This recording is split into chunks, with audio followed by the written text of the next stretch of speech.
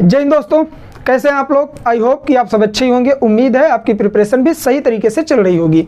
जैसा कि आप सबको पता है आज सैटरडे है और आज के दिन हम लोग कवर करते हैं मॉडर्न हिस्ट्री की क्लास। जी हाँ, और सप्ताह के बचे हुए जो दिन है प्रत्येक दिन हम लोग क्या करते हैं तो सीएनए के नाम से करंट अफेयर की क्लास लेकर आते हैं।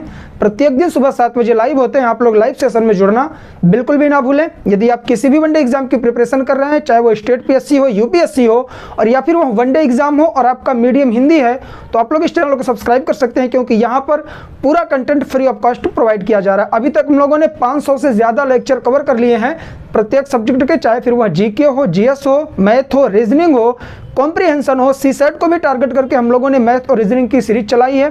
सब कुछ आप लोगों को लिए यहाँ पर फ्री ऑफ कॉस्ट प्रोवाइड किया जा रहा है, तो आप लोग इसका लुत्फ जरूर उठाएं। और चलिए सेशन पर हम लोग ध्यान देते हैं। आज सैटरडे हम लोग मॉडर्न हिस्ट्री को कवर करेंगे। इसके पहले आई थिंक मॉडर्न हिस्ट्री का 23वां लेक्चर हम लोगों ने देखा था।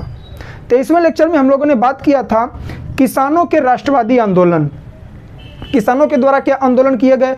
उसके पहले हम लोगों ने देखा था जनजातियों का आंदोलन। उसके पहले हम लोगों ने देखा था आम जनमानस का आंदोलन।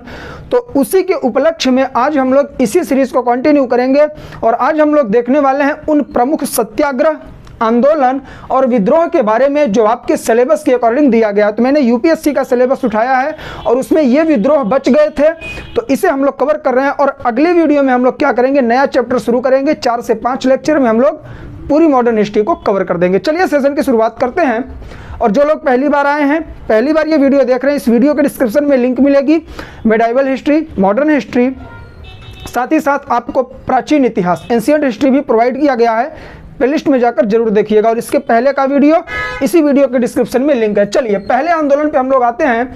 यह है कूका आंदोलन। 1840 से 1872 के ईस्वी में किया गया था। ठीक है, ये जो आंदोलन था इसका प्रारंभ हुआ धार्मिक आंदोलन के रूप में, लेकिन आगे चलकर क्या होता है कि पंजाब पर ब्रिटिशर्स का अधिकार हो जाता है तो यह राजनीतिक रूप ले लेता है। तो सर यदि यह एक धार्मिक आंदोलन था तो किस धर्म से संबंधित था? हिंदू, बौद्ध, क्रिश्चियन, इस्लाम या फिर यह सिख धर्म से संबंधित था? बिल्कुल, यह सिख धर्म में प्रचलित अंधविश्वास और बुराइयों को दूर करने के लिए उसके खिलाफ कूका आंदोलन चलाया गया था। याद रखिएगा, 2 स्टेप में होगा, आगे भी आप लोग इसे समझेंगे। ठीक, उसके बाद जब पंजाब पर ब्रिटिशर्स का अधिकार हो जाता है तो यह राजनीतिक रूप ले लेता है। बिल्कुल ले लेगा। और इसकी शुरुआत बंगाल में किसने की? तो बंगाल में भगत जवाहर मल नाम के व्यक्ति थे, जिनको सियान साहिब भी कहा जाता है। प्रीलिम्स में इनके बारे में पूछा गया है, यूपीपीसीएस के प्रीलिम्स में इनके बारे में पूछा गया है कि ये किस आंदोलन से संबंधित थे। तो ये कूका आंदोलन से संबंधित थे। नाम याद रखिएगा, सियान साहिब। ठीक, और इन्हीं के एक शिष्य थे राम सिंह जो शिष्य थे, और भगत जवाहर मल ये इनके गुरु थे। इन दोनों लोगों ने मिलकर कूका आंदोलन को बंगाल में आगे बढ़ाया। सर इस आंदोलन का नाम कूका क्यों पड़ा? क्योंकि ये जो राम सिंह हैं ये कूका थे, कूका जनजाति से क्या करते थे, बिलोंग करते थे। ठीक, तो ऐसे इसे याद रखेंगे तो जल्दी याद होगा। 1869 में फिरोजपुर में पहला विद्रोह राम सिंह कूका ने किया। कहां पर? फिरोजपुर में पहला विद्रोह। ठीक, बाकी ये विद्रोह हुआ था पहले। अंग्रेजी सत्ता को उखाड़ फेंकना इसका परम उद्देश्य था इस पूरे के पूरे आंदोलन का। 1872 में राम सिंह कूका को क्या किया गया, कैद कर लिया गया। भाई अब आंदोलन करेंगे। आंदोलन या फिर विद्रोह का मतलब क्या होता है?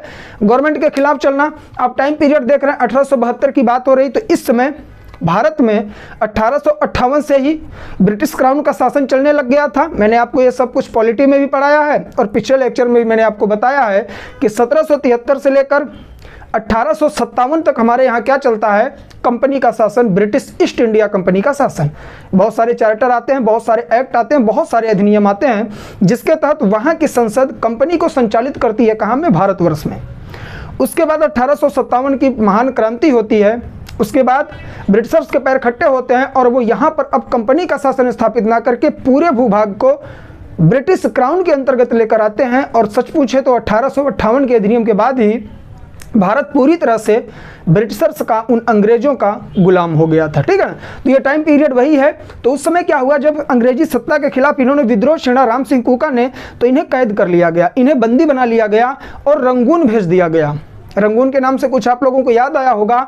रंगून में ही बहादुर शाह जफर, जो मुगल वंश के अंतिम प्रतापी शासक थे, 1857 के विद्रोह में उन्हें प्रमुख नेता चुना गया था भारतीय रियासतों के द्वारा, तो उन्हें भी रंगून भेज दिया गया था और रंगून की ही कैद में उनकी मृत्यु हो गई थी। उसी तरह से कूका आंदोलन के नेतृत्वकर्ता, जिनका नाम क्या था, राम सिंह कूका, जो किसके शिष्य थे, भगत जवाहर मल, जिन्हें सियान साहिब के नाम से जाना जाता था, इनके शिष्य राम सिंह कूका को कैद करके रंगून भेज दिया जाता है और वहीं पर इनकी मृत्यु हो जाती है। ठीक है, तो इस तरह से आंदोलन धीरे धीरे समाप्त होने लग जाता है। अभी कूका के बारे में और पढ़ेंगे, एक आंदोलन और है। अब इस आंदोलन की खासियत समझिए, जो आंदोलनकारी थे वो हाथ से बने, खुद के हाथ से बनाए हुए वस्त्र पहना करते थे, मतलब आत्मनिर्भर बनने की बात करते थे वो लोग। ठीक, ब्रिटिश सामानों और स्कूलों का बहिष्कार किया करते थे। अच्छा, ये चीज़ में कब पढ़ रहे हैं हम लोग, ये 1840 में पढ़ रहे हैं।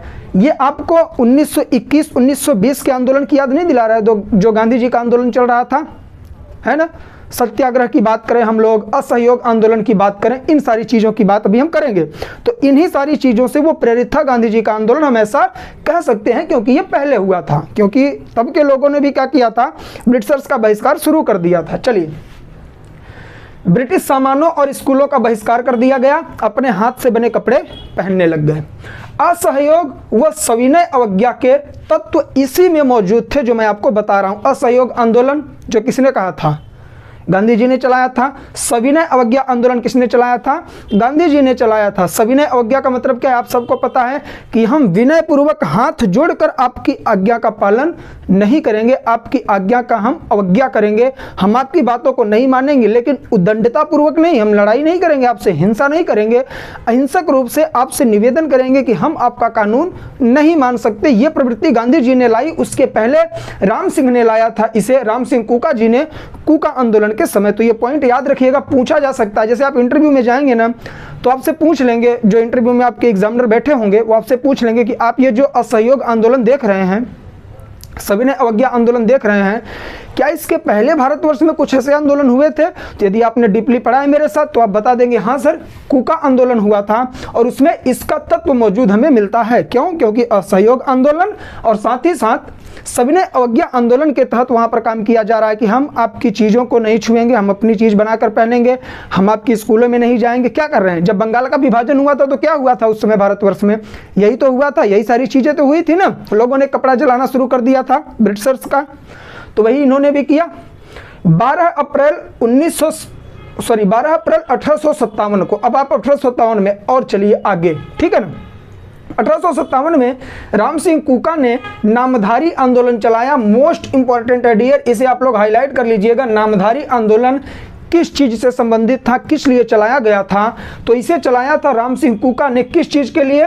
मद्यपान पर रोक लगाने के लिए, मतलब जो मदिरा वगैरह आज जिसे आप लोग क्या बोलते हैं, ड्रिंक बोलते हैं ना, उसको पूरी तरह से बंद करने के लिए, गो मांस का सेवन ना किया जाए, इसके विरोध में चलाया गया। साथ ही साथ महिलाओं को समानता का अधिकार दिया जाए, इत्यादि जैसे मुद्दों को लेकर राम सिंह कूका जी ने कौन सा आंदोलन चलाया था? तो नामधारी आंदोलन कब चला था? तो 1857 में चला था, जब 1857 की क्रांति होगी। अब आपको डेट पता होगा तो पता चलेगा, क्रांति 11 मई से शुरू होती है 1857 की, लेकिन ये 12 अप्रैल की बात है, उसके पहले ही इन्होंने नामधारी आंदोलन चला दिया था। कौन? तो राम सिंह कूका जी ने, जो कूका आंदोलन के नेतृत्व करता थे। तो इस तरह से हम लोग कूका आंदोलन को समझ लिए। अब थोड़ा कूका आंदोलन के बारे में जानिए, कितना महत्वपूर्ण था। 24 सितंबर 2014 को इसी कूका के नाम पर क्या चलाया गया? संचार व सूचना प्रौद्योगिकी मंत्रालय के द्वारा इनके नाम से ही एक स्टाम्प जारी किया गया था। तो ये चीज आपको याद रखना है, क्योंकि ये हाल ही में जुड़ा है 2014 में। चलिए अगले आंदोलन पर चलते हैं। चुआर विद्रोह 1768 ईस्वी में हुआ था। चुआर विद्रोह, मैंने आपको बताया टाइम पर मत जाइएगा, ऊपर नीचे टाइम हो जाएगा, लेकिन जो मैं आंदोलन आपको पढ़ा रहा था ना, तो बीच बीच में ब्रैकेट दिया था। मैंने जो नोट्स बनाया ना, उसे ब्रैकेट में बना के मैंने लिखा था मोस्ट इंपॉर्टेंट आंदोलन, ठीक है ना। या फिर आप लोग इसे बात कर सकते हैं, ये अगर आप किस तरह इसे लेकर पढ़ते हैं, इसे आप लोग पढ़िएगा राष्ट्रवादी आंदोलन, ठीक है ना, नेशनल मूवमेंट के तहत लेकर पढ़िएगा, तब ये चीजें आपको याद होंगी। चुआर विद्रोह की हम लोग बात करते हैं। चुआर विद्रोह किसके खिलाफ क्यों हुआ? तो अत्यधिक भू राजस्व वसूलना, अकाल और आर्थिक संकट की वजह से सरकार के खिलाफ और वहां के महाजनों के खिलाफ, सूदखोरों के खिलाफ ये आंदोलन चलाया गया था। कहाँ शुरू हुआ? तो बंगाल के मेदिनीपुर जिला में आदिम जातियों के द्वारा शुरू किया गया। और वो आदिम जाति कौन थी? चुआर। चुआर नाम की आदिम जाति थी जो बंगाल के मेदिनीपुर नामक जिला में रहा करती थी। उसके द्वारा यह आंदोलन चलाया गया ब्रिटिशर्स के खिलाफ भी, क्योंकि अकाल पड़ा, लगान ज़्यादा वसूला जा रहा था, तो इस वजह से भी लोगों की हत्याएं हो रही थी, मर रहे थे लोग, है ना। और साथ ही साथ भू राजस्व बहुत ज़्यादा था, आर्थिक संकट था, और वहाँ के जो सूदखोर थे ज़्यादा ब्याज वगैरह वसूल रहे थे। तो इस वजह से महाजनों के खिलाफ भी और ब्रिटिश सत्ता के खिलाफ भी चुआर लोगों ने आंदोलन शुरू किया था। इन्हें सपोर्ट किसका मिला? दलभूम, कैलापाल, ढोलका और बाराभूम के राजाओं के द्वारा इन्हें सपोर्ट मिला, अर्थात इन लोगों ने इनका नेतृत्व किया। मैंने यहाँ पर एन लिख दिया, एन का मतलब नेतृत्व, ऐसे समझिए ट्रिक के माध्यम से, ठीक है ना। होता क्या है, 1760 ईस्वी में मेदिनीपुर पर ब्रिटिशर्स ने कब्जा कर लिया पूरी तरह से, और 1765 में उन्होंने महाल पर और इसके आसपास के क्षेत्रों पर पूरी तरह से कब्जा कर लिया। तो ये जो शासक थे जो इसका नेतृत्व कर रहे थे, जैसे दलभूम, कैलापाल, ढोलका और बाराभूम के शासक थे, उसमें से जो दलभूम के शासक थे उन्होंने कहा यार ये तो हमारे भी सत्ता पर पूरी तरह से काबिज हो जाएंगे। तो उन्होंने अपना खजाना ही खोल दिया, जनता से बोल दिया कि आप इसे लूट लो, जितना लूट सको लूट लो, क्योंकि ब्रिटिशर्स के हाथ में कुछ भी नहीं आना चाहिए। उस समय के भी रियासत के राजा ऐसे हुआ करते थे। तो ध्यान दीजिएगा, जब इस तरह से इनका कब्जा हुआ तो दलभूम के शासक जगन्नाथ ने क्या किया, अपना खजाना खोल दिया, जनता से बोला कि जितना चाहो लूट लो, और उसके बाद उन्होंने ब्रिटिशर्स के खिलाफ विद्रोह किया और इनको सबका साथ मिला। सबका साथ मतलब इन सब लोगों का, ठीक है ना। और इस वजह से 3 दशक तक, अगले 3 दशक तक पूरी तरह से उस क्षेत्र में अशांति बनी रही और ब्रिटिशर्स परेशान रहे। बाद में इसे शांत कर दिया गया। तो आप समझ गए, चुआर विद्रोह चुआर जनजाति के द्वारा, आदिम जाति के द्वारा शुरू किया गया था। अब हम लोग बढ़ते हैं रंपा विद्रोह की तरफ, ठीक।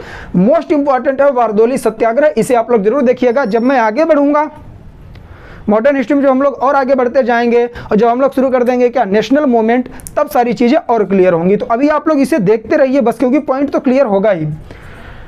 रंपा विद्रोह कहां पर हुआ? आंध्र प्रदेश में। जो गोदावरी नदी क्या होती है, प्रवाहित होती है, आप सबको पता है दक्षिण भारत की सबसे बड़ी नदी यदि कोई है तो वो गोदावरी नदी है, याद रखिएगा आप लोग। नहीं, 1400 कुछ किलोमीटर इसकी लंबाई है, या फिर अप्रॉक्सीमेटली मैं आपको बता रहा हूँ, आप लोग देख लीजिएगा, ठीक है ना। ये सब कुछ मैं पढ़ा चुका हूँ जियोग्राफी में, जाके प्लेलिस्ट में चेक करिएगा। भारतीय नदी अपवाह तंत्र पूरा पढ़ाया हूँ मैं। उसका जो उत्तरी क्षेत्र था, उसके उत्तरी क्षेत्र को रंपा जाना जाता था। आंध्र प्रदेश में गोदावरी बेसिन कह लीजिए, गोदावरी नदी अपवाह जो है आंध्र प्रदेश में जब वो प्रवाहित करती है, आंध्र प्रदेश में प्रवेश करती है, तो उसके उत्तर की तरफ जो क्षेत्र था उसे रंपा के नाम से जाना जाता था, और वहीं पर यह विद्रोह चला। और यह विद्रोह आदिवासियों के द्वारा शुरू किया गया था और साहूकारों के खिलाफ था। अब उस समय भारत की वसुधैव कुटुंबकम की भावना देखिएगा कि आदिवासियों के द्वारा यह आंदोलन साहूकारों के खिलाफ चलाया जा रहा है, लेकिन 1922 से 24 तक अत्तूरी सीताराम राजू नाम के जो नेतृत्वकर्ता थे वो आदिवासी समुदाय से नहीं थे, उच्च कुल के व्यक्ति थे, और इनका नेतृत्व कर रहे थे, इनके साथ आंदोलन में पार्टिसिपेट कर रहे थे। बाद में उनकी हत्या कर दी जाती है। और इन्होंने क्या किया, इन्होंने भी, अब देखिए 1922 और 24 की बात है तो असहयोग आंदोलन चल रहा है, तो इन्होंने असहयोग आंदोलन की नीति को अपनाया, ठीक। ये उसके बाद की बात है। और ये जो कूका आंदोलन हमने देखा असहयोग आंदोलन के पहले की बात है, तो हम ये कह सकते हैं कि कूका आंदोलन के माध्यम से असहयोग आंदोलन चला, ऐसा कि है नहीं, हालांकि गांधी जी ने ये नहीं देखा, लेकिन फिर भी उसके पहले भी इस तरह की नीतियां अपनाई गई थी, याद रखिएगा। कूका आंदोलन में इन्होंने कहा हम असहयोग आंदोलन चलाएंगे कि हम सब परित्याग कर देंगे, ब्रिटिशर्स की कोई सेवा नहीं करेंगे, किसी भी प्रकार की सेवा सर्विस उन्हें हम नहीं देंगे, लेकिन हम अहिंसा की बात नहीं करेंगे। क्यों? क्योंकि आदिवासियों के कल्याण के लिए यदि हमें हिंसा करनी पड़ी तो हम हिंसा कर देंगे, और यह आवश्यक है, इसलिए हम हिंसा जरूर करेंगे। और ये हिंसा किस रूप में करते थे? तो गुरिल्ला युद्ध की नीति अपनाए हुए थे। गुरिल्ला नीति का मतलब क्या है? छिप छिप कर वार करना, क्योंकि उनके पास उतने संसाधन नहीं थे, ब्रिटिशर्स के पास ज़्यादा संसाधन थे, तो ये छिप के वार किया करते थे। जैसे महाराणा प्रताप ने भी ये युद्ध लड़ा है, और इसी तरह से तात्या टोपे भी युद्ध लड़े हैं, ठीक है ना। तो गुरिल्ला युद्ध कोई खराब चीज़ नहीं, गुरिल्ला युद्ध नाम ही ऐसा दिया गया है। गुरिल्ला छुप जाता है जंगलों में, पेड़ों पर चढ़ के, इसी तरह से छिप छिप के वार करना और दुश्मन को परास्त कर देना गुरिल्ला युद्ध कहलाता है। किसने संभाला था? तो रंपा विद्रोह के तहत ये चलाया गया था। अब आता है बारदोली सत्याग्रह, मोस्ट इंपॉर्टेंट, जो 1928 में चला। ये वही टाइम पीरियड है जब भारत में क्या आया था, रॉलेट एक्ट के करीब की बात हो रही है, साइमन कमीशन के टाइम पीरियड की बात हो रही है, लाला लाजपत राय की मृत्यु भी होती है साइमन गो बैक के नारे में, है ना। सब कुछ पढ़ाऊंगा, आप साथ में बने रहिए बस। वारदोली आंदोलन या फिर वारदोली का सत्याग्रह किसने शुरू किया? तो किसानों के द्वारा गुजरात के तालुका नामक जगह से लगान, अत्यधिक लगान के विरुद्ध यह शुरू किया गया था, वारदोली सत्याग्रह। आगे चल के कालीपराज, कालीपराज किसे कहा जाता था? अश्वेत जनों के, ऐसे लोगों को जो मतलब कि सफ़ेद चमड़ी के नहीं थे, ऐसे बोल लीजिए आप लोग, ठीक है ना। उन लोगों का भी इसे सहयोग मिला। किसे? वारदोली सत्याग्रह को। किसने चलाया था? किसानों ने। कहाँ पर चलाया था? तो गुजरात के तालुका में। आगे बढ़ते हैं। देखिए, इसके पहले मेहता बंधु के नाम से दो व्यक्ति जाने जाते हैं, उनका नाम याद रखिएगा। कल्याण जी और कुंवर जी नामक दो व्यक्ति मेहता थे, इन्हें मेहता बंधु के नाम से जाना जाता था। और दयालु जी, मेहता बंधु थे कल्याण जी, कुंवर जी, और इनके साथ थे दयालु जी देसाई, ठीक है ना, या फिर दयालु देसाई जी ने 1922 में किसानों को समर्थन दिया था इस चीज़ के लिए। यह आंदोलन 1928 में है, लेकिन 1922 से ही कहीं ना कहीं इसकी न्यूज़ जो थी वो पनप रही थी, बीज पनप रहा था, ठीक है। आगे चल के 1928 में प्रतिष्ठित हो जाता है पूरी तरह से, है ना, विस्फोट हो जाता है। इसी कारण वारदोली जांच समिति का गठन किया गया था 1922 में। भाई, जब लगान ज़्यादा वसूला जा रहा था तो इसके विरोध में लोग आ रहे थे, तो वारदोली जांच समिति का गठन कर दिया गया था। और जनता का समर्थन प्राप्त करने के लिए, जन समर्थन प्राप्त करने के लिए क्रांतिकारियों के द्वारा वारदोली सत्याग्रह नामक पत्रिका भी जारी की गई। अब यहाँ एंट्री होती है हमारे आयरन मैन की। देखिएगा, फरवरी 1928 में सरदार वल्लभ भाई पटेल इसमें एंटर करते हैं और नेतृत्व अपने हाथों में ले लेते हैं, और वो कहते हैं कि बढ़ी हुई लगान के विरुद्ध हम सरकार को पत्र लिखेंगे और जांच की मांग करेंगे। जो लगान बढ़ाई जा रही थी 30% के करीब कर दी गई थी, उन्होंने कहा यह गलत तरीके से बढ़ाई जा रही है, हम इसका विरोध करते हैं, शांतिपूर्ण तरीके से हम उन्हें पत्र लिखेंगे और उन्हें माननी पड़ेगी, जांच बिठाएं। साथ ही इसके जांच की भी उन्होंने डिमांड की, और लगान न अदायगी, मतलब लगान का भुगतान ना करने के लिए उन्होंने किसानों को संगठित भी किया। किसने?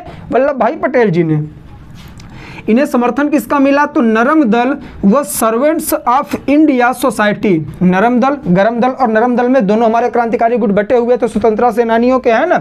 तो जो नरम दल था उसका सपोर्ट इन्हें मिला, साथ ही साथ सर्वेंट ऑफ इंडिया सोसाइटी का भी इन्हें पूरा सहयोग मिला। रेलवे कर्मचारियों ने क्या किया? पूरी तरह से हड़ताल शुरू कर दिया।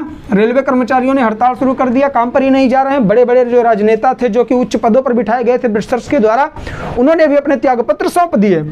इस वजह से क्या हुआ? जो लगान की बढ़ोतरी 30% थी उसे घटाकर 21.97% कर दिया गया। लेकिन अभी जांच इस पर चल ही रही थी, 30 से 21% कर दिया गया, लेकिन अभी जांच चल ही रही थी। जांच कौन कर रहा था? तो ब्रूमडील और मैक्सवेल नामक व्यक्तियों ने जांच की, और इन्होंने कहा नहीं, जो 30% लगान बढ़ाई गई है ये गलत करार दिया इन्होंने, और लगान को घटाकर 6.03% कर दिया गया। मतलब लगान की बढ़ोतरी 30% लगान बढ़ा दी गई थी, घटकर 21% हुई, फिर डायरेक्ट घट के कितनी हो गई? 6% हो गई। जब ये सारे कारनामे सरदार वल्लभ भाई पटेल जी ने किया, वल्लभ भाई पटेल जी ने, तब जाकर उसके पहले इन्हें वल्लभ भाई पटेल के रूप में जाना जाता था। तो वारदोली की महिलाओं ने ही इन्हें, वल्लभ भाई पटेल को, सरदार की उपाधि दी। ये चीज़ आप लोग बिल्कुल मत मिस करिएगा। यूपीएससी प्रीलिम्स में कई बार घुमा के पूछ लेता है, आप कंफ्यूज हो जाते हो। आपसे पूछ लेता है कि सरदार वल्लभ भाई पटेल को सरदार की उपाधि किस आंदोलन के तहत मिली? तो वारदोली सत्याग्रह के तहत। सरदार वल्लभ भाई पटेल को सरदार की उपाधि किसने दी? तो वारदोली की महिलाओं ने दी, और किसी ने इन्हें सरदार की उपाधि नहीं दी थी। ये पॉइंट आपको याद होने चाहिए। तो चलिए, कूका आंदोलन, चुवार विद्रोह, रंपा विद्रोह, वारदोली सत्याग्रह, मैंने कोशिश की, अपना 100% दिया कि आप लोगों के समझ में चीज़ें आए। आप लोग भी इसी तरह से अप्रिशिएट करिए। अगर आपको अच्छा लगे तो वीडियो को शेयर करिए, नए हो तो चैनल को सब्सक्राइब करिएगा, और हिंदी मीडियम से हैं तो जरूर सब्सक्राइब करिएगा।